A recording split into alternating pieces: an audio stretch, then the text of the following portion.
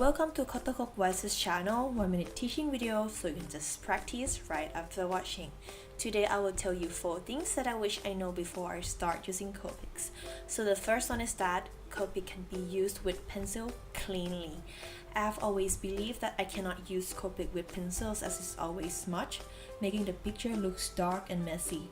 But if you draw using really thin pencil line, it surprisingly creates such a soft look as the pencil blends so well with the Copic and the line becomes softened. This can be seen on a drawing of this video. Secondly, it's very important to find the right paper for Copic. The paper that I would suggest are Bristol paper, which is quite smooth, and Canson watercolor paper, which absorbs lots of color, so it's good with layering, and inkjet paper, which is cheap and is easy to put lots of layers as well. Thirdly, I wish that I know that it's really easy to blend Copic if you know the basic of the Copic color family. As shown in the picture, BV represents blue-violet family, V represents violet, and so on. So to make blending simple, you can just start with lightest color and then it goes darker through the number. Then the color will look so clean and so much like digital one.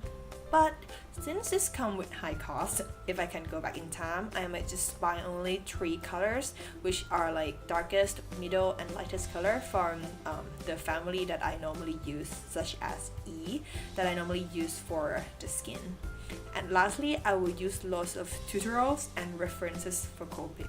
Because what I used to do is that I just try experimenting by my own without any of the references, and that kind of wastes my time because you can actually just click on the internet and find the answer.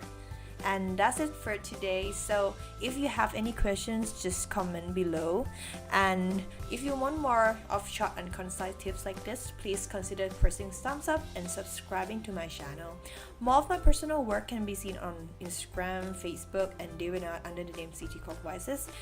Thank you so much for watching, and I will catch you next time. Bye.